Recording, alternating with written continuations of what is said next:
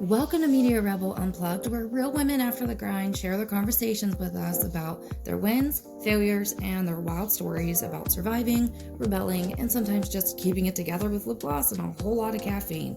I'm Janice Becker, founder and CEO of Media Rebel, single mom, digital expert, entrepreneur, and all-around rebel. Joining me is my co-host, the unstoppable director of social media and events, Alyssa Ginther. Join us as we dive into the rebellion, and don't forget to subscribe and share our podcast. Hey guys, and welcome back to Media Rebel Unplugged. I'm Alyssa Ginther, and joining me is Janice Becker. Hello. Today we're going to talk about workplace appearance, tattoos, facial piercings, hair color, kind of the pros and cons, do's and don'ts, what's acceptable and what's not, And how it's evolved. and how it has evolved from the ancient times by Janice Wow. to now. Many of you can't see, but Alyssa is completely tatted.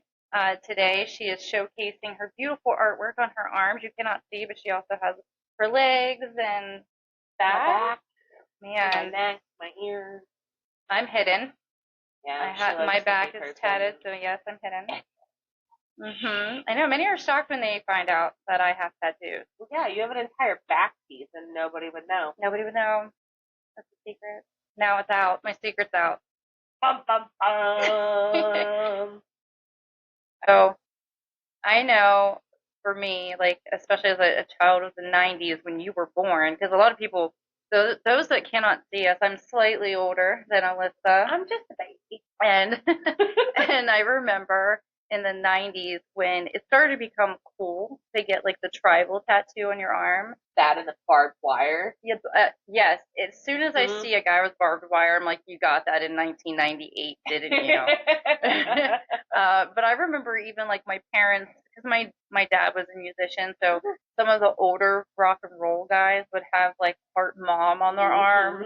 But I think when it came to a professional standpoint, that just wasn't something that you saw. You know, and if you had them, it was like that, just the upper arm tribal sleeve that you would hide it with your coat or your blazer. And now, especially over the past decade, it's really become more inclusive in the workspace, primarily, like I said, with I think professionals. Yeah.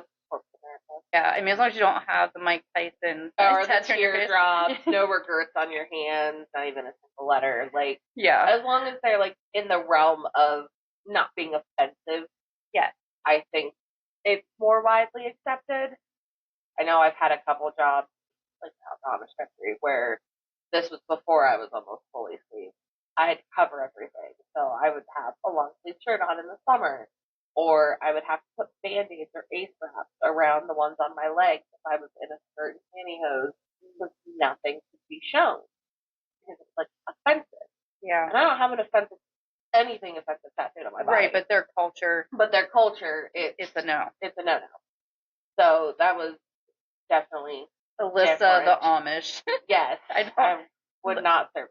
No, you wouldn't look at Alyssa and think Amish for an instant. So that would be like your piercings too. Like you have nose piercings. What about earrings? Do they allow that regular? I don't think they're allowed to, but like I didn't never get judged for having studs in my ears. Oh, okay. But yeah, like nose facial piercings were frowned upon. I went through that phase where I had really wildly colored hair. I was blue for like 3 years. Yeah. That was frowned upon. Well, I think even a professional space, I'm glad you brought that up. The hair color has evolved too. Yeah. Because I remember, like, even in high school, there was a show called My So-Called Life with Claire Danes, and I'm natural blonde. I'm 12, and I'm like, Mom, I want to have that hair color. And I did that, not knowing that for the rest of my life I would have to fix my hair because that ruined the natural blonde in me. But it came out like Ronald McDonald. Oh, yeah. Okay, because I'm blonde. Red it did not look deep red. Possible. Horrible. And the school, the day I went, not only did I get made fun of by the entire gym waiting for their buses, but I was also told by my principal and told to go home and change my hair. So, like, even in a school setting, you couldn't have that type of hair. And I mean, that was probably in '96. Even when I was in high school, I mean, I graduated 2011. So it was barely acceptable to have anything other than natural hair color. Mm-hmm. I remember distinctly one girl in school had blue hair, and it was a whole uproar about it. I'm like, who cares? It's not distracting. It's hair. Like, whatever, do you? And then when I got in my early 20s, I did every hair color under the sun because I was always told. Like, free at last. Yeah. I can be me. Well, and I was the same situation as you, though. I'm a natural blonde. Right. And colors will forever change your hair. Yeah. It took me 2 years after I finally got all of the blue out and a huge chop of my hair to make it healthy again. But I've been red, I've been blue, purple, anything under the sun, orange. That was 2 years ago. I remember that. Yeah. Well, I've seen videos of nurses who, especially like the travel nurses, they will show up and be told they need to change their hair color. Like this one nurse, I remember she had really blue hair, and they were like, you can't have that. That's against our policy. And she was like, I literally just did this yesterday. You can't just remove blue hair. Right. So her alternative to that was to go buy a wig and to cover her head. But That's really smart. But yeah, it's everything. I feel like we're evolving. Some things are evolving quicker than others, and then there's still that stigma behind, is this professional to have tattoos and wild hair color Right. in the workplace? I've had, and I mean, it really depends, I think, on the industry and, like, the actual individual, like the boss, individual in general, because, like, I have a friend who's an assistant wedding planner. She had, and her boss made her change it because it went against her policy. Not that it was offensive or it didn't look good, Right. but she wanted everybody to have natural hair colors, so it came off as more professional. And then you have the other side of the spectrum where it's encouraged. Yeah. In, you know, retail, like some retailers, not all, obviously, but I can't imagine seeing a tattoo artist with not a stitch of a tattoo on them or piercing. they exist. I can't imagine that. I actually have a friend who is an artist who has no ink whatsoever. When we post this on social media, I would love those that are not tattooed or pierced that are in the industry to please comment. I want to see you, please.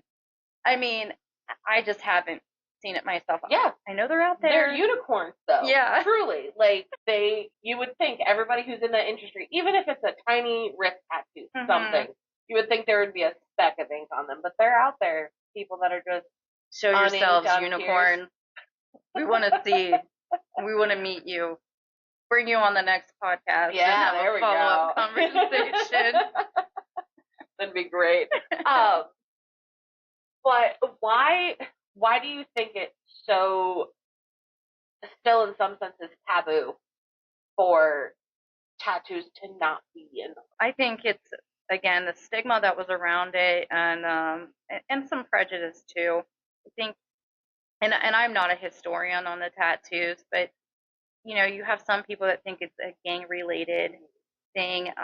You've had some social groups that are very prejudiced that it stands for something racist, and you know, I think they're just being very careful when you hire somebody. There's certain symbols that you don't know what they mean, and to other people they will recognize them and understand it. So I think that is something that they're probably taking into consideration. Yeah, that's fair. I mean, I can get that. Like, I have Nordic runes tattooed on me, and some people, you know, that might come off as witchcraft or something else that's racist or something that they don't understand, and I completely get that. And symbols over time can change meaning. But what they once meant, what they once were, you know, interpreted as. Doesn't really mean they mean the same thing now. Yeah. Yeah. Yeah, exactly. I 100% get that. Yeah. So I think it's an education, and I think it's an age group too. You know, I think back to my grandmother, may she rest in peace. My brother's covered in tattoos. You know, she was 89, and she's like, David, you don't need any more tattoos. What? My goodness. Like, that was always her thing. My goodness, look at you. And, you know, it was like shocking. Even for me to wear ripped jeans was like, my grandma was like, what are you doing? Oh, yeah. So, I mean, it's definitely an age group. Yeah, my grandmother about had a heart attack when I got my first large tattoo. Yeah. Because when I was 18, I got one on the back of my neck, but I could hide it. And I was very good up until like my mid-20s about keeping it within the suit line, so I could keep it covered if I needed to at work, or, you know, but now I have like my my collarbone done, behind my ears, on my neck, and she acted like I murdered somebody because I had, and it's a memorial piece for my father who is still alive, but like for his time in the military, and it was a large piece. And she was like, "Oh my God, why would you do that?" And I'm like, "It has significant meaning, and it was a huge chunk of my life." Like, but I get those. It definitely is a generational thing. Yeah. Because I would say our generation, and even at least my parents' generation, because your parents are a little, like my parents are cool with tattoos. My mother has tattoos. My stepmom has tattoos. My dad has his entire calf done. Mm-hmm. The only tattoo he has, but it was like 77 hours worth of work. It's gorgeous. So I definitely think like our grandparents and like so on, like they're anti-tattoo. Yeah. Because that's like you served time in the military, you were in the war, or you went to prison. There was no in between. Yeah, exactly. No, I love when you have a meaning or a story behind it. I think for the most people who get them, that is the reason behind it. There's some kind of, like you said, memoriam or, recognizing service, something that has meaning to you. For me, mine's because of everything that I had survived. So it was very symbolic of that, with the quote going down my spine in particular. But it's not something that everybody else can see either. So it was like when I feel like sharing it, like in the summer, you can see it. But yeah, I think that those are always the best when you can really have a story behind that. And that's kind of like Kat Von D. I loved how her episodes would showcase, the story behind people getting their tattoos. Yeah, I always love a good story. Not saying that if your tattoo doesn't have right, we're not saying that it's bad. Yeah, it's not a terrible thing. You do you. It's your body, your canvas. Like, do what you love. I have random tattoos all over me from flash sales or just spur of the moment. Hey, I want a chibi Jack Sparrow on my cap. It's whatever you're feeling in the moment, man. But going back to it in a professional setting, like there have been a lot of times that I have gone in for interviews or meetings with a client that I don't know very well. I will be covered head to toe, so you can't tell. And like in the winter when I'm in layers, people have no idea, and I love that. Yeah, because in the summertime, well, bam, everything. Right, she's like, I have a surprise. I'm almost fully sleeved. Both of my thighs are done, and I have almost one entire calf done. So it's that kind of like gotcha moment. Yeah. That, like, I love to see the shock on people's faces. Like, oh, I would never have guessed. Doesn't make me a bad person for it. Now I have something my kids can color in on. Like, and she's done it before. It's great. You know what I really admire are the tribal women who. And I'm so sorry for those that are tribal women that I don't know the specifics behind it, but I think it's when they reach a certain age or something that they can get the tribal tattoos like on their chin. Oh yeah. And there was one that she went viral for it because she is a news woman. Mm-hmm. And that's really you wouldn't see that typically. So I think I want to just kind of redact myself a little bit when we're talking about being professional, not having facial tattoos. Mm-hmm. I spoke like not Mike Tyson, obviously. He's not a tribal person to have reason to have them on there, but there's a cultural reason behind that. So for the women that do and the men that do, I mean that's again, I think it goes back to the history and the story and the culture, and I think that is absolutely amazing. And the education of that for people, though, not everybody is educated on that being the thing. I honestly, I would love to learn more about that because it's just so. Yeah, likewise. Yeah.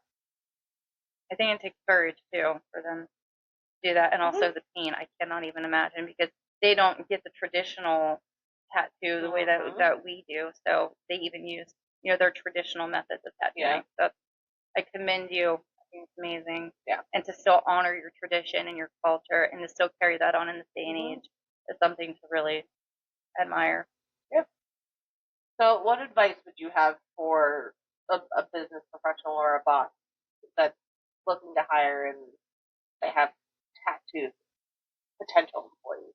From an HR standpoint, I think you have to be really careful in how you address that. And so you can't really ask specific to that person on, what is it? Why do you have that? What does that mean to you?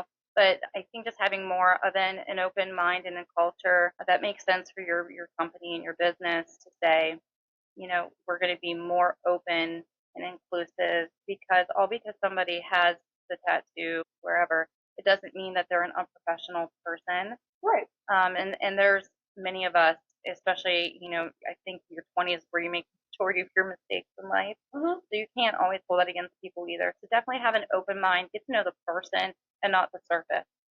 It's really important as a leader. Yeah, I 100% agree with that. And I think a lot more businesses are becoming more open-minded to it. Like I know Starbucks has changed their policy. Yeah, just 10 years ago. Yeah, just 11 now.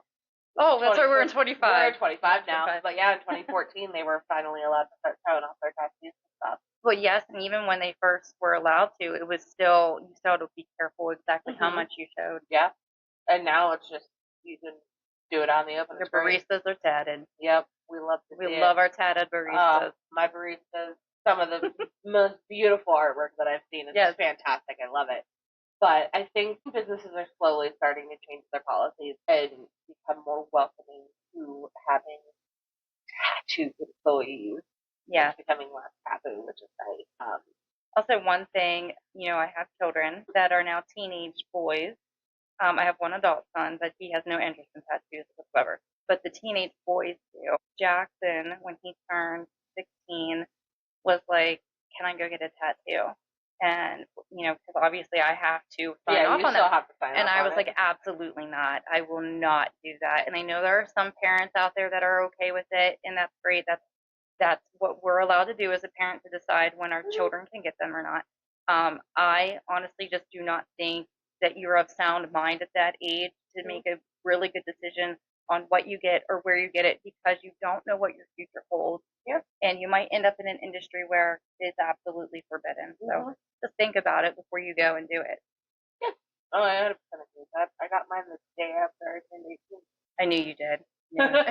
It was the rebel in you. You couldn't wait. I was like, we're going to go ahead and do it. Yeah. And then it was a big thing because I was tattooed in high school. All right, so let me tell you are you ready for my tattoo story? Oh, yes. Okay. We listen and we don't judge. We listen and we don't judge. We practice this here. I was 21 and my friend, we went to their house one day and they had a tattoo artist in the home doing tattoos. You got a kitchen job. I did. He was literally in the kitchen. And it wasn't Steve, it was Spider. Oh. Yeah. You would never know looking at me that my first tattoo came from a guy named Spider. But again, this goes to our 20s are so much different than the person. We learn something new every day. We love that. And I didn't pick a tattoo with meaning. It was, here's some photos. What do you think? And I picked an Asiatic lily because I thought it was pretty. And it was purple and it was pink. And about a year later, that ink did not hold in my skin. Yeah. And it's still to this day, I cannot hold color. Yeah, I actually have to get my color fixed because it's fallen out over the years. I wonder if it's because we're blonde, blue-eyed, fair-skinned, and for whatever reason, our body is like, no, you're supposed to be fair-skinned. Why are you putting color in me? I mean, that genetics might play some type of thing into it, but yeah, like my other color and some of my other pieces have held beautifully. Maybe it's just the brand. I know I've heard, you know, it has to do with how good the ink is. Yeah, that's very true. Maybe that's what it is. But for me, it's even the same way with makeup. I think genetics, like you said, I just don't like it. Supposed to be pale. Not a fan. We live in Ohio where there's no sun 6 months out of the year. Sometimes longer. Like so long. It really is today. It looks dark. So yeah, definitely. Creepy. Well, we have enjoyed talking to you guys about tattoos. You're one of those rare unicorns out there in the wild that are in the industry and don't have tattoos or piercings. Please drop a comment. We want to see you. Love to follow up. And if you are a person that has a cultural tattoo, tribal tattoo, I mean, yeah, we're going to post clips on social. We would love for you to comment. Yeah, we'd love to pick your brain and educate ourselves some more on that topic.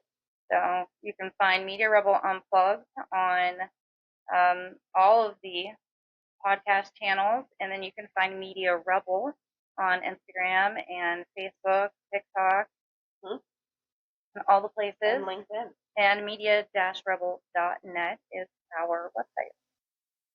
Thanks for joining, guys. Thanks for tuning in to Media Rebel Unplugged. If you loved today's episode, don't forget to subscribe, share, and join the rebellion.